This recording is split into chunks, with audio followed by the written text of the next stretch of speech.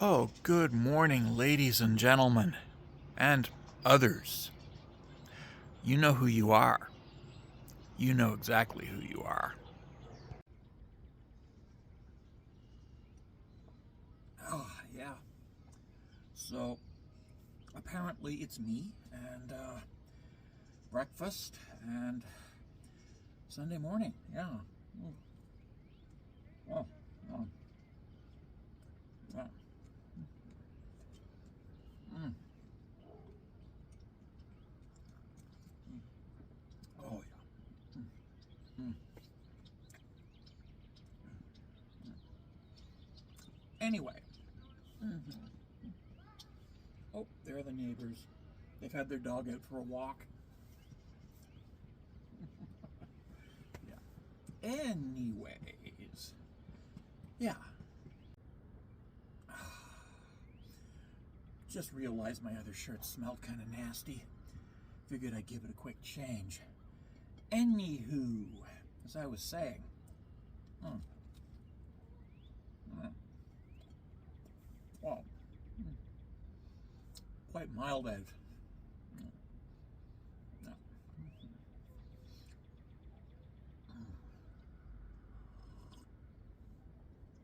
Oh, I'm going to talk about the universe. The universe is 13.5 something, 13.8 billion years old that we know of. And we know this because we've been measuring it. We've been working out how old it is mathematically using the evidence. And it took us a while to get to that number. Now it's just a matter of refining it down. We're pretty sure it's not going to be any older than 13.9 billion, nor any younger than 13.5 billion. So we're just fine-tuning the number now. And that's what cosmologists do. They figure out the cosmos, that is, the universe. They do the math, and they learn and they discover. And they figure out things like, yes, the universe is 13.8 something billion years old.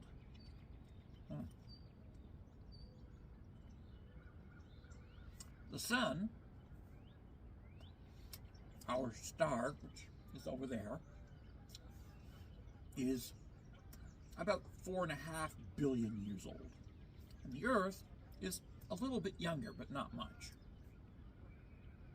The Earth and all the other planets in our solar system is made of the debris left over from the formation of the sun.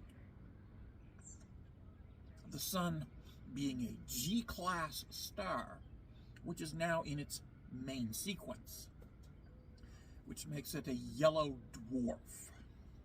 Yeah, a yellow dwarf star. Wow. Anywho,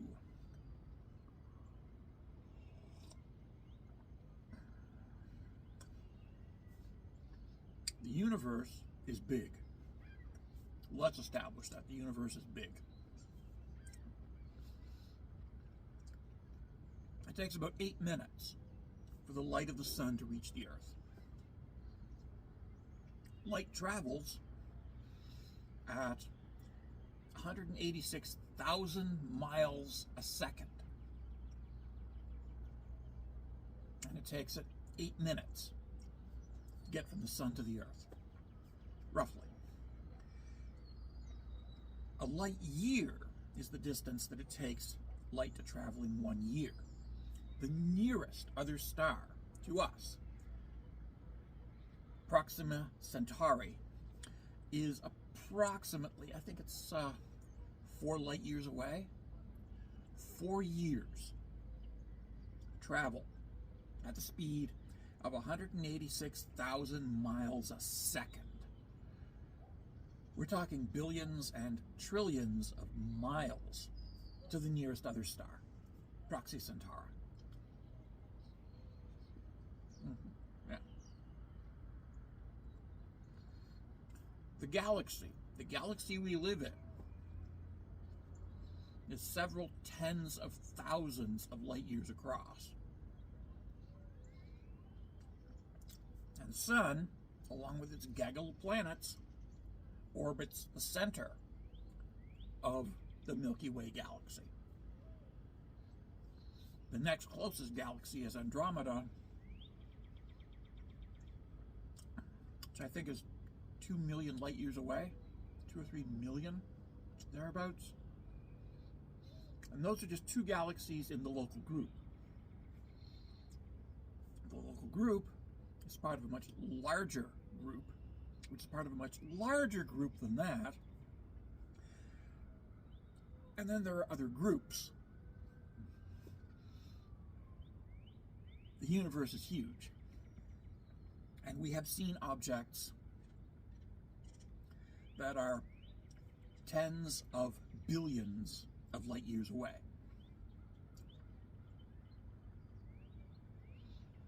Yeah. How do we know this? Well, again, we've measured. See, cosmologists have developed all kinds of mathematical tools for figuring out how far away a star is, how far away a galaxy is, how far away the edge of the universe is. Yeah. These people aren't just sitting around making shit up. They're doing the math. They're doing the calculations, and I just dropped something. Oops. Oh well. I'll clean it up. Oh. Well. So cosmology, the study of the cosmos, is a branch of astrophysics, which is the same science that ultimately gave us the atomic bomb. Yeah. Oppenheimer, Teller, those guys, they were all physicists.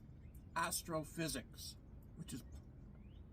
of which a sub-branch is nuclear physics, because stars, such as our sun, are giant fusion reactors. They fuse helium. No. Yes. They fuse hydrogen into helium. And then they fuse helium into lithium, oxygen, carbon, and other atoms. Yeah. Yeah. And that's how elements are created. Stars are fusion reactors, giant fusion reactors, that when they explode, exert so much force that they can literally cause atoms of plutonium to form. That's a pretty complex atom to create. If you have a big enough star, when it explodes, it sends out all these atoms, all these new elements into the universe, and then forms a black hole, which generates incredible forces, including gamma ray bursts, which can basically fry half a galaxy. So yes, things that are within a few thousand light years get zapped by a gamma ray burst. Did I mention that the universe is a very scary fucking place? It is. And if you read some astronomy and learn just a few calculations, you can participate in the wonderful world of astronomy. It also helps to have a telescope.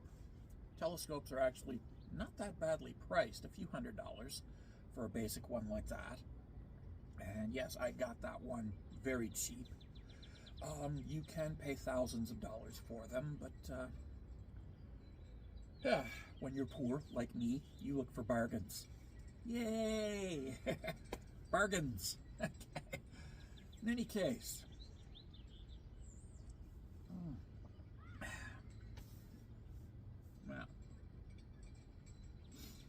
So yes, the universe is huge. The solar system is tiny and exists within a galaxy that exists within a cluster, which exists within a local group of galaxies, of galaxy clusters, which exists within a supergroup of galaxy clusters. Think the Eagles, or Whitesnake, or Deep Purple. Supergroup. Yeah, supergroup. And, of course, the supergroups exist within the universe. Oh, God, that was terrible. In any case, basic cosmology, basic astronomy, legitimate science. If I was you, I would go out and read some books by Carl Sagan, and by Stephen Hawking. I would definitely read those books. What the hell was that? But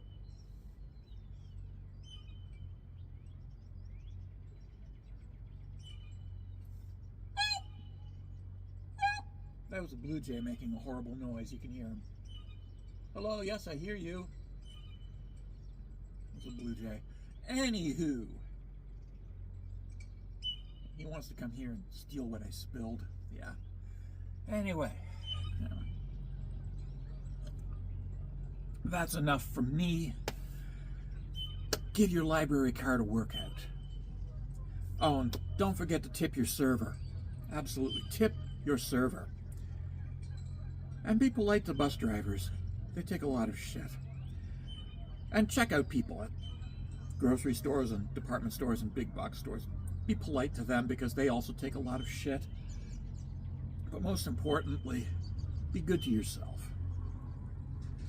And be nice to Blue Jays. Talk to them. Anywho, ta-ta.